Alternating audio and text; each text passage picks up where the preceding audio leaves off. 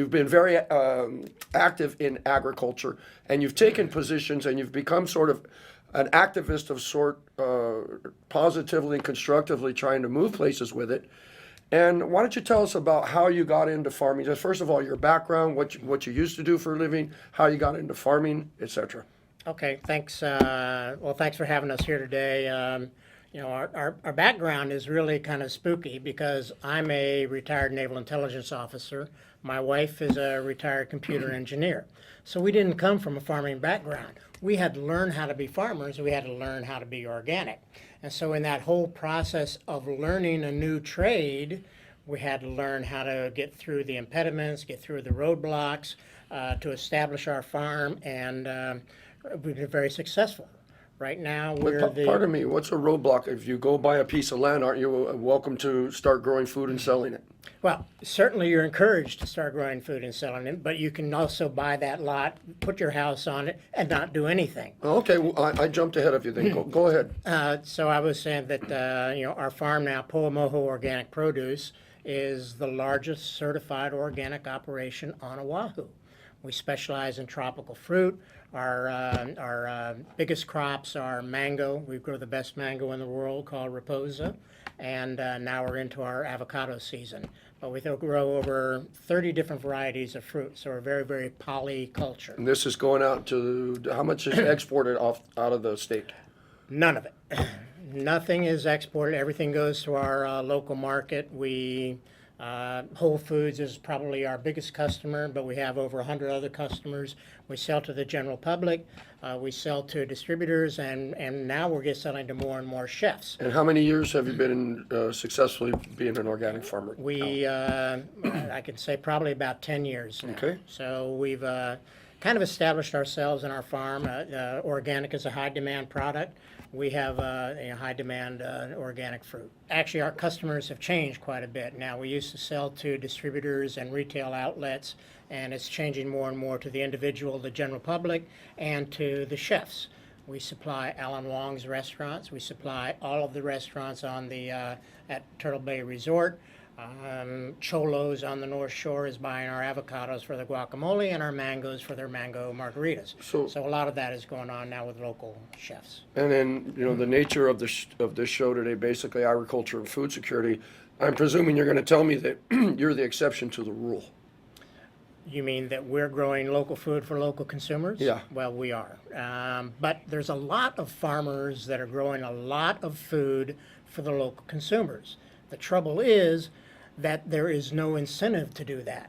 One can just as well have 2 horses on their farm as well as 800 fruit trees like we have, and get the same tax incentives and exemptions, having ag land. Right. So I saw you wrinkled your brow up there, and you were wondering about that. No, okay, so let's set the stage. So, because we live in the amongst of this, so we assume that everybody is at the same level here, but this kind of come as a surprise to some of you, and it's a shame to say such a thing, but Hawaii is what % reliant on imported food, Al?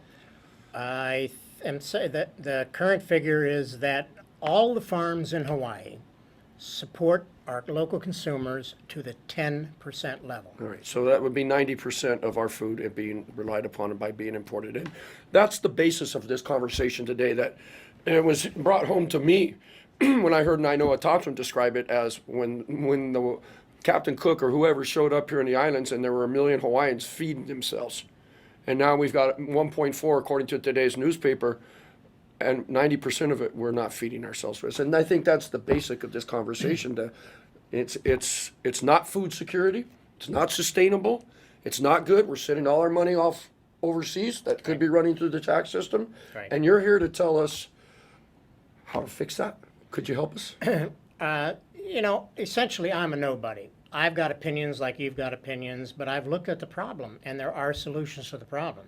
There's a lot of people within the ag infrastructure here in Hawaii that kind of focus on the problems and not on the solutions, and there are solutions out there.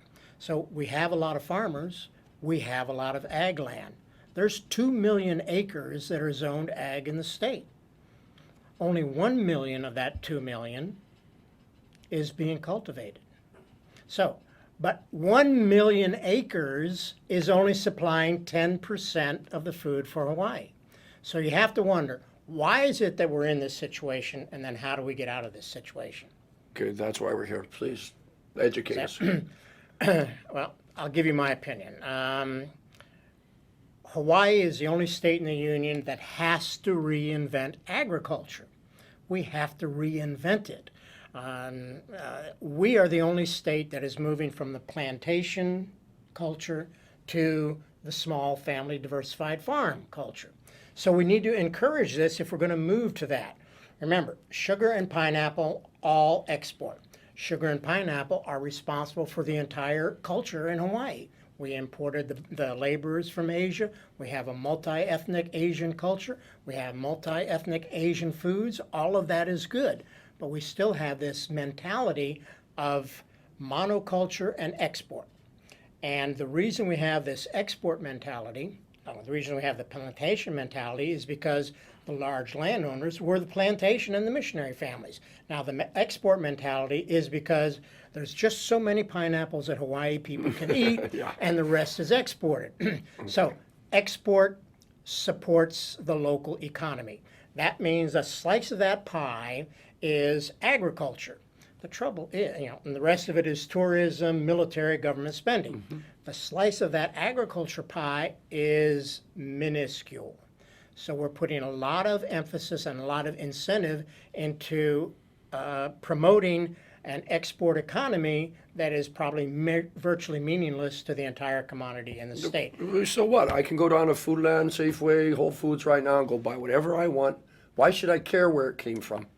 Well, you actually probably don't have to care. In fact, before I became a farmer, I didn't care where my salad came from. But I know how important it is now because we care about our ag land and we care now about food security. If we want to move towards a goal of being more sustainable for ourselves, we have to make basic changes in the infrastructure and the policies that govern ag development here. Well, okay, so the answer to that question is I should care because I don't want my dollars going overseas and therefore not going through our tax system. I'm not supporting our own people who are my brothers and sisters who live here and work hard as farmers. I'm not getting fresher produce. I'm not getting better produce or beef or whatever it is. Right. All right. And so there's some basic problems. What are they and how do we fix them out? We have many obstacles, that are facing farmers that are trying to do this thing. We have the entire ag infrastructure and the agencies that support ag are kind of in this old think plantation mentality. So we have to move them and move the way we think about supporting ag and the way we think about supporting local food for local consumption with new policies, with new procedures, those things. One of the things that the Department of Agriculture does is that they have policies in place that actually exclude small family farmers. They have a marketing program called the Seal of Quality. You may have heard of it. The Seal of Quality is made up of 40 farmers. That is 0.5% of all the farms in Hawaii. That means you're excluding all of those other farmers from this big marketing program where we're supposed to be promoting food. What, in short as paragraph as possible, explain to us where did this seal of quality come from? When was it implemented?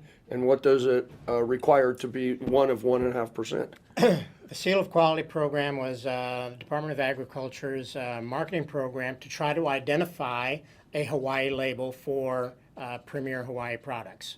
A lot of us farmers think all of our products are premier products. Do you qualify for that seal of quality? I qualify for it, but I've not been invited into the magic circle of these people. Now, another thing that you have to be qualified in the Seal of Quality program is that you have to be food safety certified. Now, who in this audience and who in this room is not for food safety? No one.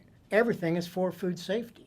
The problem is that we're importing a mainland system to manage food safety in Hawaii where the criteria and the problem of food safety has nothing to do with the mainland structures or the mainland agricultural problems. Food safety certification, within that program there are 47 farms that are certified food safety. our farm is certifying food safety.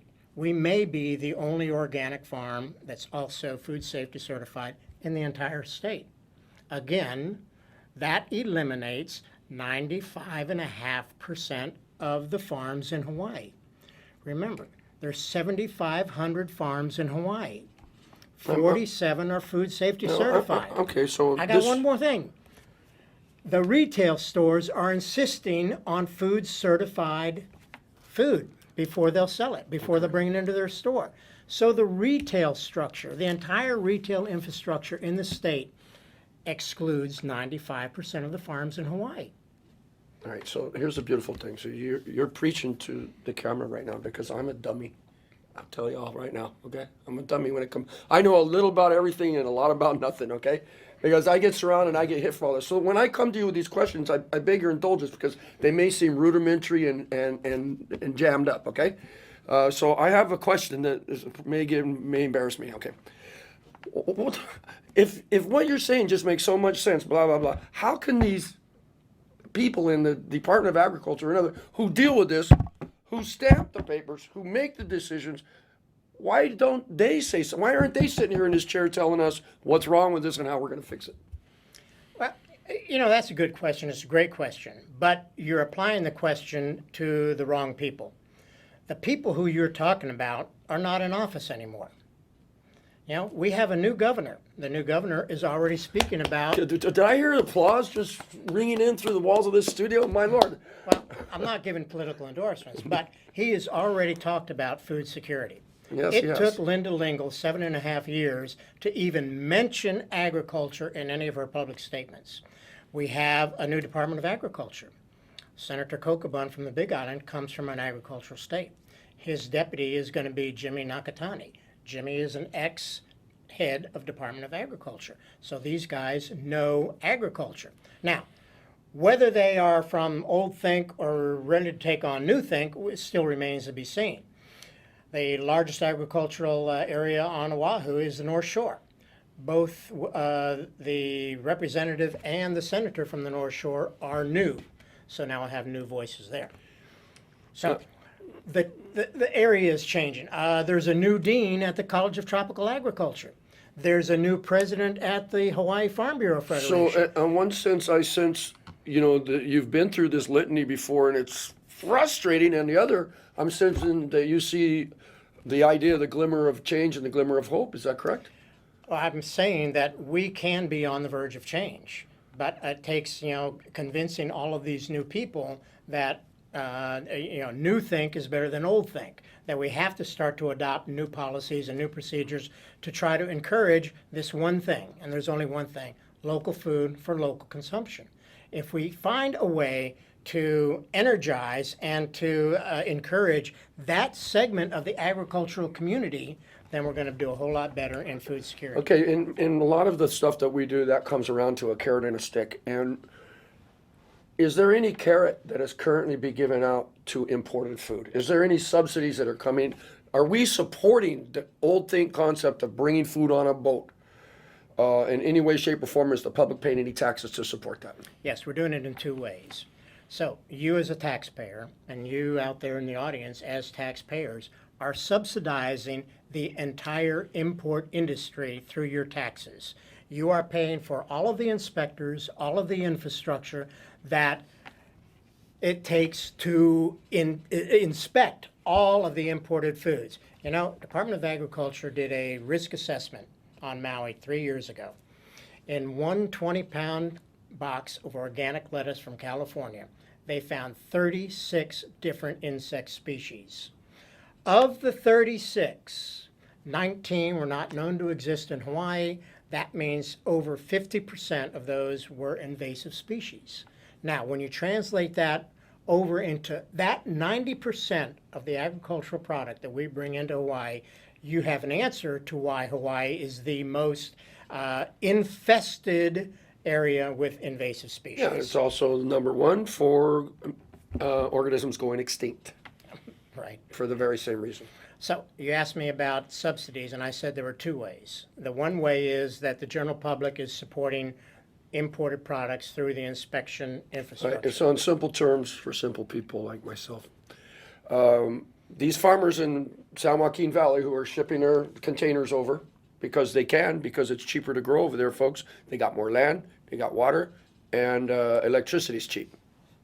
Okay, so they're shipping this stuff over here, and instead of them having to pay for the inspection of their containers, one after the other, day after day, we pay, the taxpayer pays.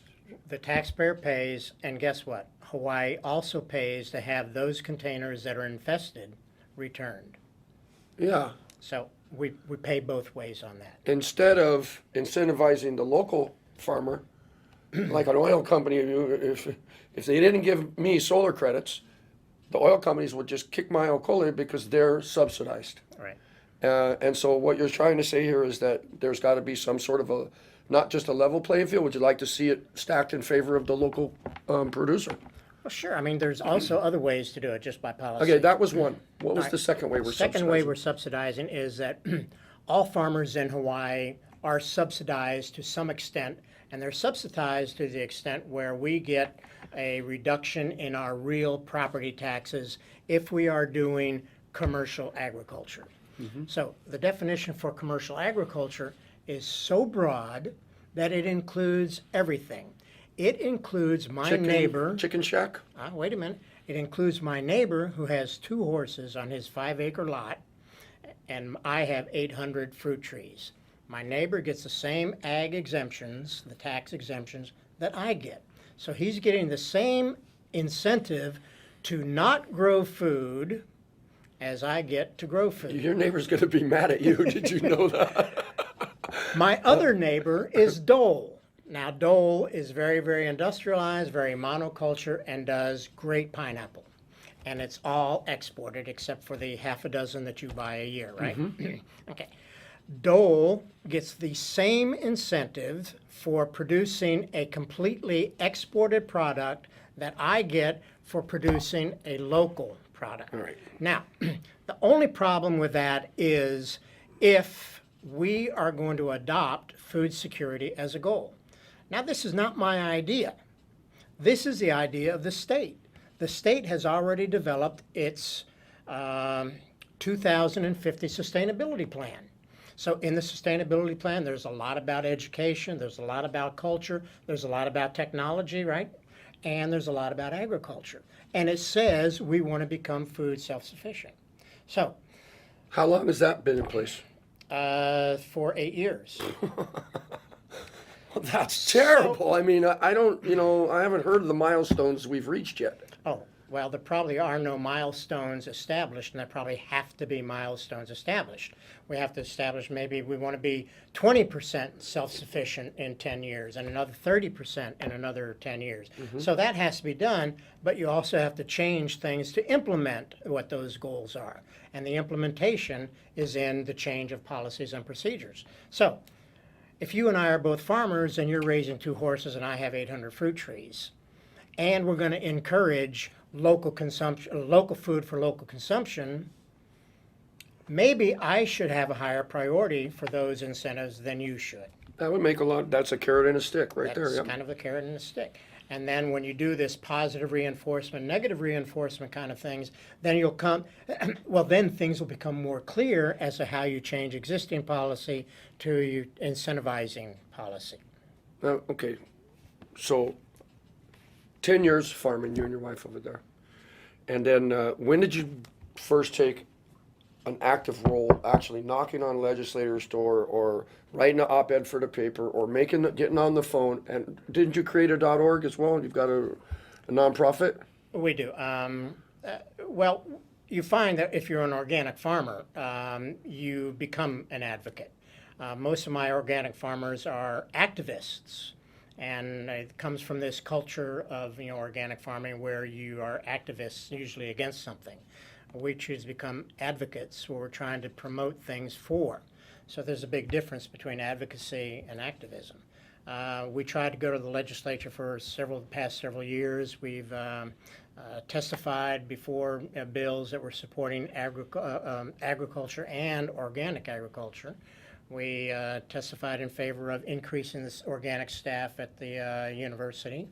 We testified, for starting a state organic program at Department of Agriculture. You said we, how many, what's that mean, different farm owners?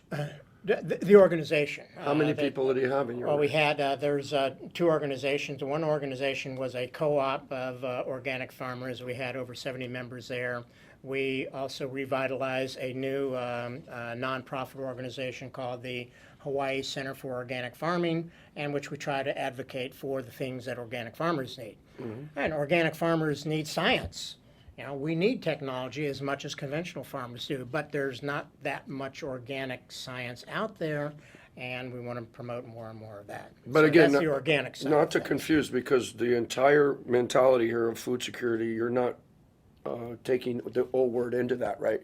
You're generic food security regardless organic or not, correct? Right. So now, so again, how long ago did you start this activity when you finally said, I'm mad as hell, I can't take it anymore? We're gonna try and advocate our beliefs. How long ago was that? Well, I think it took us probably 5 years of working under the system before we either knew enough people or enough people knew us, Okay. where we could start voicing an opinion. Have you had any success in change? Have you changed anything at the Ag Department? Laws, incentives, acts to Congress? Have you done anything concrete so far? Besides changing maybe opinions or enlightening people as we do right now, has there been anything that has actually physically been across the governor's desk or whoever and changed? No. Okay, now I see your article in the paper about food security and the subjects that we're talking about that ran just recently, which is what sussed me on to get a hold of you, okay? Because you're preaching to the choir. And I'm under the impression that the reason that came out in such a timely manner is our governor and our new ag and our new tropical, the kind. Are you getting ready to start a campaign now that you sense a little opening in this thing? Well, I think that one of the things is that I really beat my head against the wall of old administration, old politics. I met with our old Department of Agriculture. I've met with the Dean of the College of Tropical Agriculture. I've met with many of those people. With the new people coming in, I've contacted every one of them, from the governor to the new president of the Hawaii Farm Bureau, and asked to be able to talk to them. Because I'm trying to get across the point that supporting the export economy does not support food security. Why would, there's no argument to that the dummy knows about. So you tell me what the mechanism is to where these people have allowed it to get to where it is today. There must be some argument for the status quo. Of course there's an argument for status quo. Remember, the large tracts of land are in this export economy. Remember, we have huge pineapple fields, huge sugarcane fields, macadamia nut fields. So the large producers are the ones that really have the larger voice in any industry. That's true of any industry. So what we have are a lot of small producers who are trying to now make a voice. They're trying to change, try to emphasize more and more that local food for local consumption is a better way to go. Now, it's not only the farmers, there's a lot of community effort. The North Shore Neighborhood Board has established an agricultural subcommittee that's now looking in how to promote better for the North Shore. There's food policy councils being established at some of the other communities. There's a lot of consumer interest now in pushing the notion of food security. Okay, so let's talk about Al Santoro, because you're gearing up to advocate. You've been doing it. Now you're seeing a new administration come in. You're seeing possibilities possibly open up. And you're going to go in there and try and work with these people to go towards a better direction. So let's say that they play ball. You're going to be a happy guy. You're going to get everything going for the good of all of us. Again, this isn't about you. I know that. Right. This isn't about me. It's not about Jay. Yeah? Okay, this is about educating, about invigorating. Okay, so, but let's suppose that you get nowhere with this. You're going to be calling me Lonnie Trask to bail you out of jail? How far are you going to take the advocacy into activism? How far could you see yourself going if this doesn't work for you? Will you just hole up in your farm and go, you know what, I'm making my money. If you guys want to sell yourself down the river, I'm tired of it. You wash your hands of this, or how far could you see? Because that's another story. There's another story here. It's not just about our issues. It's about a man trying to deal with it. That's interesting to me. That's interesting to people. It's a true story. And I'm curious, to take us off the subject of food security, what's that going to do for you? I mean, obviously, if it all goes your way, we're going to a party at your house, okay? But if it doesn't go your way, what would you tell me? Would you just throw your hands up and say, I'm sick and tired of you guys, bye, and go hole up in your own perfect world? Or would you be willing to take this somewhere even further and further? For instance, you've got a platform here. You've got a platform on my radio show, SolarGuyJeff.com. And you could come out and start taking swings at everybody right and left if you were so inclined. Could you see that ever happening? You know, there are a lot of people besides me that are interested in doing this thing. This is not a one-man show, but somebody has got to start the ball rolling, and that's what I want to do. I want to try to explain to people that we have policies in place that prevent us from moving to food security, that exclude food-growing farmers from promotion and marketing. Right. I want to identify those things, and at one point you have to let the leadership establish itself and decide who's going to take over. Now, we talked about the new governor, the new mayor, the new head of the Department of Ag, and all these new leaders. So the question is better put to the leadership of the state and to who is going to step up and undertake to make change. Now, there's plenty of people with opinions like me that are going to reinforce that. So basically, it comes down to a question of, we have 7,500 farms in Hawaii. I got to tell you, that's a lot. We have 2 million acres zoned ag. And That's a lot, John. We've got 15 seconds left in the show. So if there were folks out there that were interested in this in one shape or another, how would they contact you folks? How would they get a hold of you? Well, I think they have to get a hold of their legislature. I have to get in hold with their representative and senator. Say they're interested in food security. How do you have a website? We have a farm website. It's called Poamoho-organic.com. Poamoho organic-organic. Organic.com. All right, I want to thank you for being on the show. I want to tell you you're coming back. And I want to thank you for the work you're doing. Okay. Aloha. All righty.